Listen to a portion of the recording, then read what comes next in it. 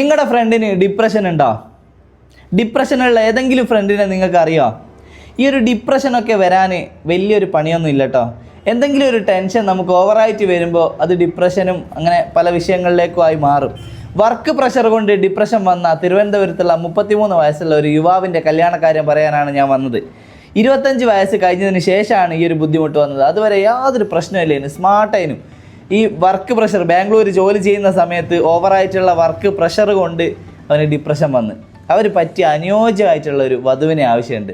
ഈ ഒരു പ്രോബ്ലത്തിനുള്ള മെഡിസിൻ സ്ഥിരമായിട്ട് കഴിക്കണം. മെഡിസിൻ നിർത്താൻ പറ്റൂല. മെഡിസിൻ കഴിക്കുന്നതുകൊണ്ട് തന്നെ ഡ്രൈവിങ്ങും അതൊന്നും പറ്റൂല.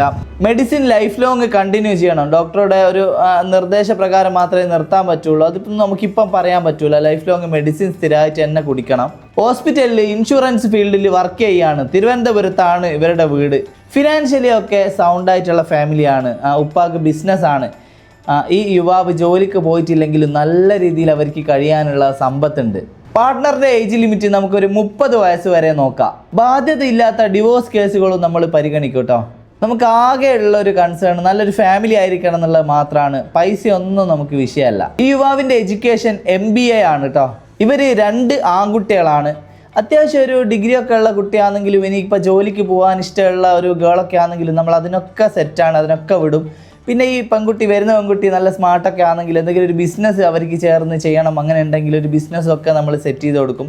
ഫാമിലീൻ്റെ ഫുൾ സപ്പോർട്ട് എന്തായാലും ഉണ്ടാവും. അപ്പോൾ ഈ യുവാവാണെങ്കിലും കാണാനൊക്കെ ഹാൻസമാണ്. ഈ ഒരു വിഷയം പുറത്ത് അങ്ങനെ എല്ലാവർക്കും ഒന്നും അറിയില്ല. അപ്പോൾ ആളെ കാണിച്ച് ആളുടെ ഒരു ഫോട്ടോ പോലും ചെയ്യാത്ത അതുകൊണ്ടാണ്. ഇവർക്ക് ഒരുപാട് റിലേറ്റീവ്സും ഓൾ കേരള ബന്ധങ്ങളും ഒക്കെ ഉള്ളതാണ്. അങ്ങനെ ഒരു നല്ലൊരു ഫാമിലിയാണ്.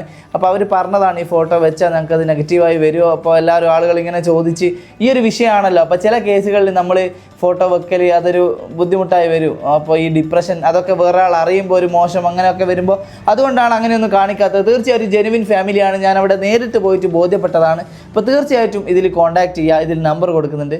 അനുയോജ്യമായിട്ടുള്ള ആളുകൾ കോൺടാക്റ്റ് ചെയ്യുക കേട്ടോ.